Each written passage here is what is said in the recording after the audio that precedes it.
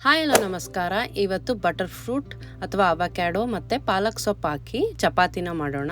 ನೋಡಿ ಎಷ್ಟು ಸಾಫ್ಟಾಗಿ ಮತ್ತು ಪದರ ಎಲ್ಲ ಬಂದಿದೆ. ಇದನ್ನು ಮಾಡೋಕ್ಕೆ ಒಂದು ಪಾತ್ರೆಯಲ್ಲಿ ಕುದೀತಿರೋ ನೀರಿಗೆ 1 ಕಪ್ಪಷ್ಟು ಪಾಲಕ್ ಸೊಪ್ಪು ಹಾಕಿ 1-2 ನಿಮಿಷ ಕುದಿಸ್ಕೊಳ್ಳಿ.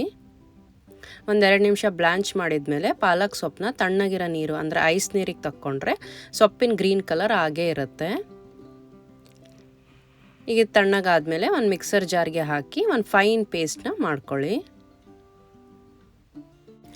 ಈಗ ಬಟರ್ ಫ್ರೂಟ್ನ ತಗೊಂಡು ಚಾಕುಯಿಂದ ಕಟ್ ಮಾಡಿಕೊಂಡು ಮಧ್ಯದಲ್ಲಿ ಒಂದು ದೊಡ್ಡ ಸೀಡ್ ಇರುತ್ತೆ, ಅದನ್ನು ತಕ್ಕೊಂಡು ಸ್ಪೂನ್ ಅಥವಾ ಫೋರ್ಕಿಂದ ಪಲ್ಪ್ನೆಲ್ಲ ತಕ್ಕೊಳ್ಳಿ.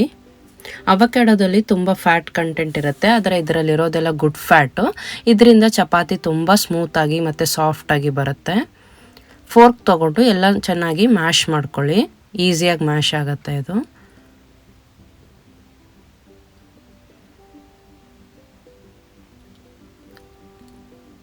ಈಗ ಈ ಅವಕ್ಯಾಡೋಗೆ ನಾವು ರುಬ್ಬಿಟ್ಕೊಂಡಿರ್ತೀವಲ್ಲ ಪಾಲಕ್ ಸೊಪ್ಪು, ಅದನ್ನು ಹಾಕ್ಕೊಳ್ಳಿ.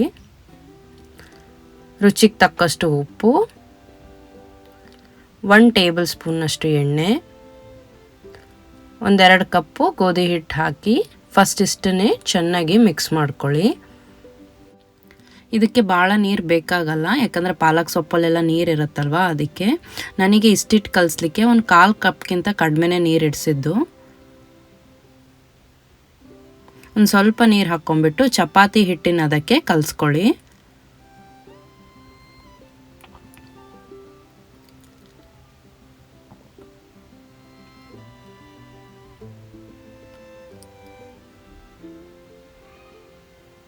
ಹಿಟ್ಟೆಲ್ಲ ಕಲಸಿದ್ಮೇಲೆ ಒಂದು ಲಿಡ್ನ ಕವರ್ ಮಾಡಿ ಒಂದು 20 ಮಿನಿಟ್ಸ್ ಇದನ್ನ ನೆನೆಯೋಕ್ಕೆ ಬಿಡಿ. ಈಗ ಒಂದು 20 ಮಿನಿಟ್ಸ್ ಆದಮೇಲೆ ಒಂದು ಸಣ್ಣ ಬಾಲ್ ಸೈಜಷ್ಟು ಹಿಟ್ಟನ್ನ ತೊಗೊಂಡ್ಬಿಟ್ಟು ರೌಂಡ್ ಮಾಡ್ಕೊಳ್ಳಿ. ಆಮೇಲೆ ಒಣ ಹಿಟ್ಟಲ್ಲಿ ಅದ್ಬಿಟ್ಟು ಫಸ್ಟ್ ಒಂದು ಸಣ್ಣ ಸರ್ಕಲ್ನ ಲಟ್ಟಿಸ್ಕೊಳ್ಳಿ.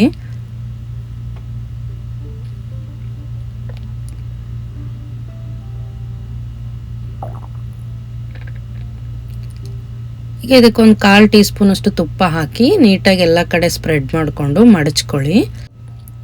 ಮತ್ತೆ ಅದೇ ರೀತಿ ಮಾಡಿಬಿಟ್ಟು ಇನ್ನೊಂದು ಸಲ ಮಡ್ಚ್ಕೊಳ್ಳಿ. ಆವಾಗ ಇದು ಟ್ರಯಾಂಗಲ್ ಆಗುತ್ತೆ. ಅದನ್ನು ಮತ್ತೆ ಒಣ ಹಿಟ್ಟಲ್ಲಿ ಅದ್ಬಿಟ್ಟು ಮತ್ತೆ ಒಂದು ದೊಡ್ಡ ಚಪಾತಿ ಮಾಡ್ಕೊಳ್ಳಿ.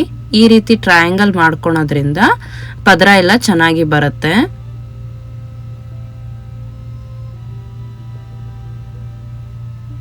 ಸ್ವಲ್ಪ ಸ್ವಲ್ಪ ಒಣ ಹಿಟ್ಟು ಹಾಕ್ಕೊಂಡು ಚೆನ್ನಾಗಿ ಒಂದು ದೊಡ್ಡ ಚಪಾತಿನ ಲಟ್ಟಿಸ್ಕೊಳ್ಳಿ.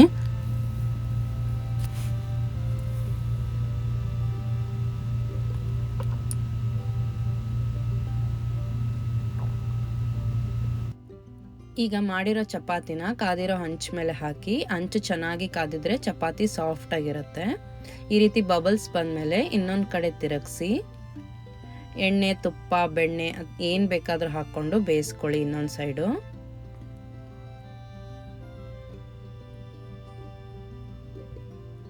ಇವಾಗ ಚಪಾತಿ ಸರ್ವ್ ಮಾಡಲಿಕ್ಕೆ ರೆಡಿಯಾಗಿದೆ. ನೀವು ಇದನ್ನು ಯಾವ ಪಲ್ಯ ಜೊತೆಗಾದರೂ ಸರ್ವ್ ಮಾಡ್ಬೋದು. ಲಂಚ್ ಬಾಕ್ಸಿಗೆ ಮಧ್ಯಾಹ್ನದ ತನಕನೂ ಚಪಾತಿ ಸಾಫ್ಟಾಗೇ ಇರುತ್ತೆ. ಇದಕ್ಕೆ ರೆಸಿಪಿನ ಟ್ರೈ ಮಾಡಿ.